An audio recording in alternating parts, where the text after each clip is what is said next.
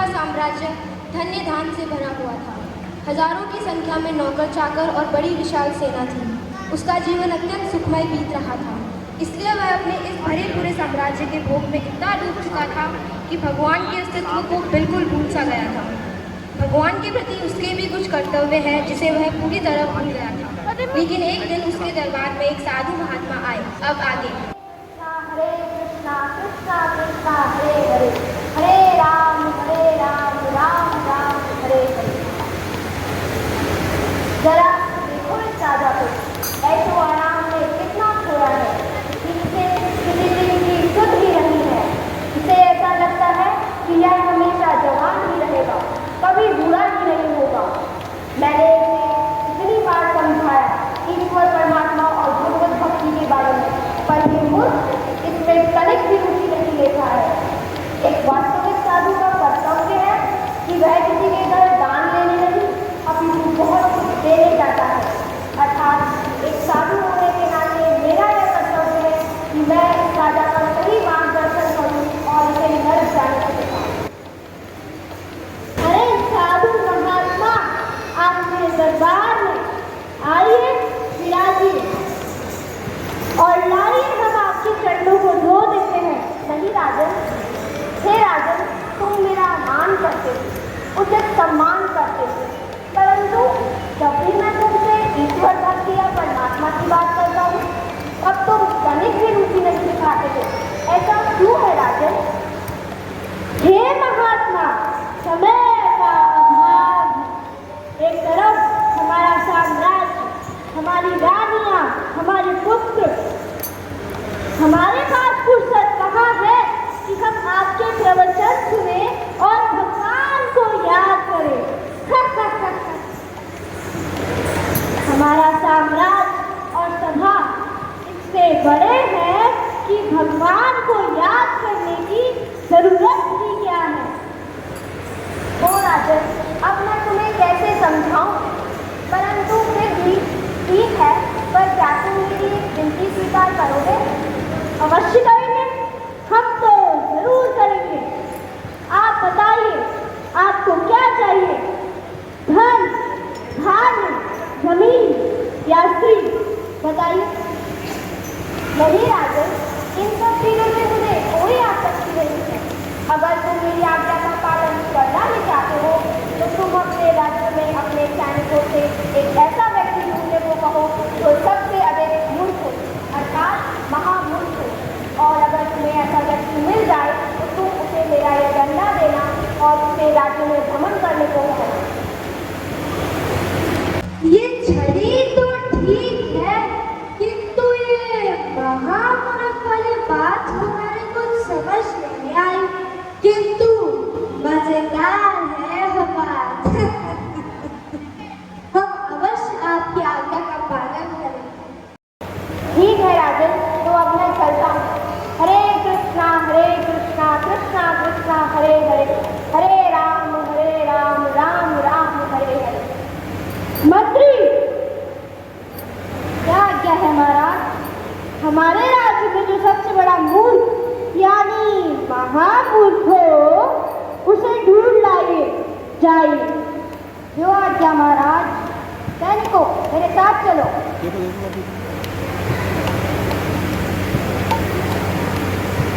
इस तरह महात्मा के कई बार समझाने पर भी राजा अपने भोग विलास को छोड़ नहीं पाता है। महात्मा के द्वारा समझाए हुए आध्यात्मिक ज्ञान को ग्रहण नहीं कर पाता है। फिर महात्मा ने एक युक्ति लगाई और अपने राज्य में एक सबसे बड़ा मूर्ख खोजने के लिए कहा। इस तरह राजा के आदेशानुसार पूरे साम्राज्य में सैनिकों के द्वारा महामूर्ख को खोजा गया और बहुत प्रयास के पश्चात महामूर्ख मिलने पर उसे राजा के महल में लाया गया। अब आगे।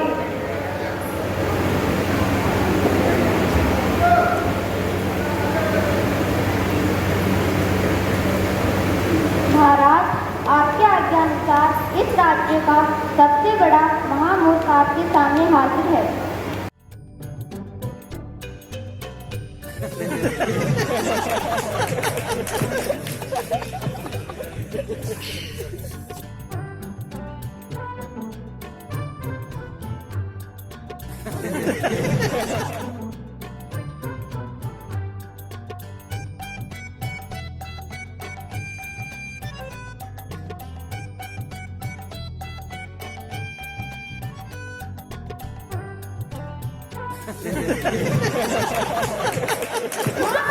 इधर आओ, यहाँ बैठो।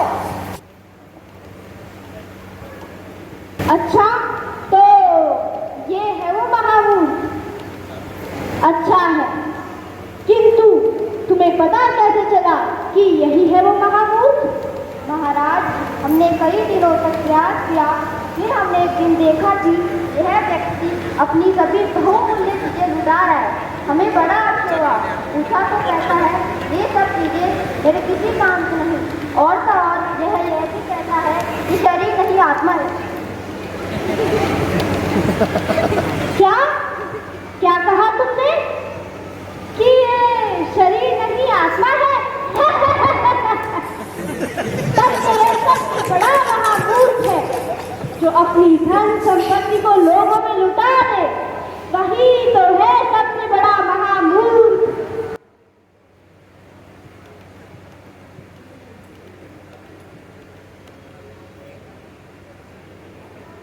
महामूर्ख, इधर आओ। जी महाराज। ये लो। ये क्या है? इसे अपने पास रखो। पास रखूं? और पूरे साम्राज्य में भ्रमण करो। इसके लिए हम तुम्हें वेतन भी देंगे। क्या तुम्हें मंजूर है? सरकारी नौकरी किसे मंजूर है राजा? तो ठीक है, तुम अपना कार्य आज से ही शुरू करो। जाओ जाओ जाओ।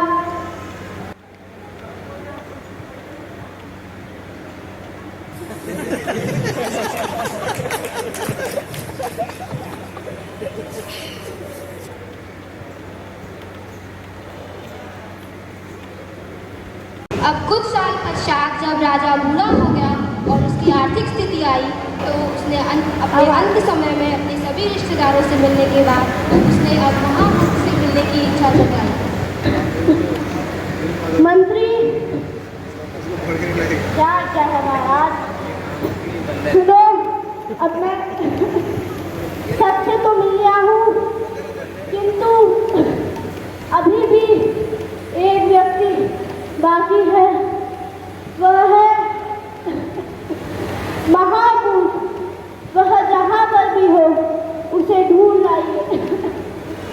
जाइए। जो आज्ञा महाराज। सैनिकों, मेरे साथ चलो।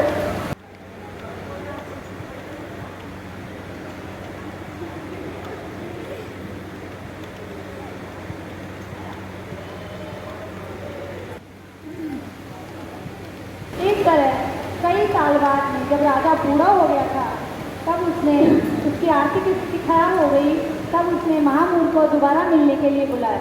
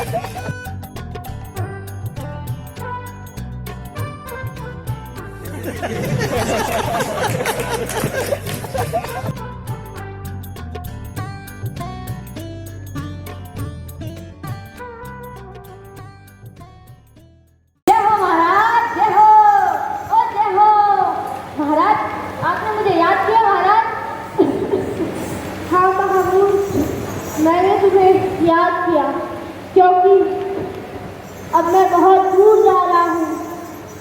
दूर जा रहे हैं? बहुत दूर? बहुत दूर।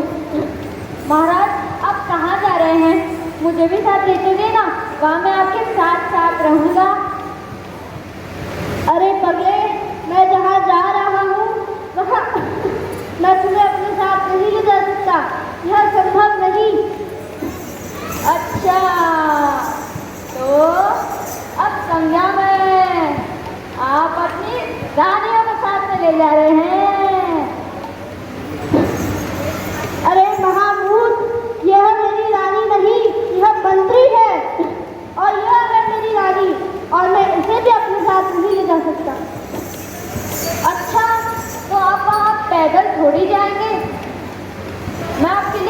रथ, हाथी, घोड़ा तैयार करवा देता हूँ, जिन पे आप जाएंगे तो आपकी शान बढ़ेगी, शान। तुम इन सब बातों को छोड़ो, तुम यह बताओ कि तुम्हें तुमसे बड़ा कोई महाभूत मिला जिसे तुम ये डंडा दे सको। हाँ महाराज, आपने मुझसे बड़ा तो महाभूत ढूंढने को कहा था, लेकिन जैसा मैंने सुना और देखा है उस हिसाब से तो आप ही मुझे सबसे बड़े महाभूत दिखते हैं। ये लीजिए डंडा।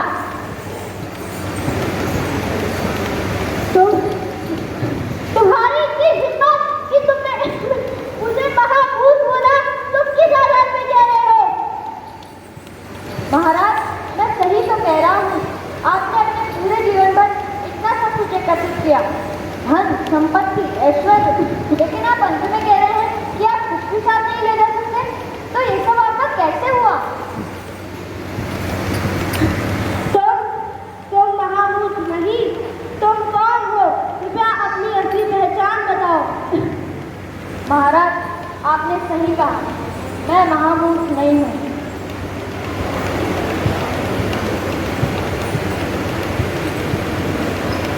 मैं उन्हीं महात्मा का शिष्य हूँ जिन्होंने आपको भगवत भक्ति सिखाने की कोशिश की थी, लेकिन आपने तनिक भी रुचि नहीं दिखाई। समझा कि वो जो महात्मा मेरे पास आया करते थे वह न तो मुझसे कुछ लेने, अभी तो मुझे बहुत कुछ देने आया करते थे। उनका मेरे प्रति प्रेम था। धन्य है वो महात्मा और धन्य हो तुम महाभूत। किंतु अब अंत समय में कुछ हो सकता है। हाँ महाराज, हो तो सकता है। जब जागो जब ही सवेरा है। भगवान श्री कृष्ण भगवद गीता के 8वें अध्याय के 5वें श्लोक में कहते हैं, अंतकाले च मामेव स्मरण मुक्त्वा कलेवरम यह प्रियाति समद्भावम या पुनाग्रह संशय है कि जो भी अंतकाल में भगवान का स्मरण करते हैं वह उनके धाम को प्राप्त होते हैं। इसमें रत्न मात्र में संदेह नहीं है। तो आपको भी अपने अंतकाल में अपना ध्यान इंद्रिय विषय चिंतनों से हटाकर भगवान के चरणों में लगाना होगा और मेरे साथ कहना होगा, हरे कृष्णा कृष्णा कृष्णा हरे हरे, हरे राम राम राम हरे राम राम राम हरे। हरि बोल। हरे कृष्णा। तो देखा आपने इस राजा को, इसने अपने पूरे जीवन भर कितना सब कुछ एकत्रित किया, लेकिन वह अंत में क्या लेकर गया? कुछ भी नहीं। उसी प्रकार हम भी अपने जीवन में कितना सब कुछ एकत्रित कर रहे हैं, धन, दौलत, पैसा, जमीन, जायदाद, लेकिन हम अंत में क्या लेकर जाएंगे? कुछ भी नहीं। हम लेकर जाएंगे तो केवल और केवल हरि का नाम, भगवान का नाम,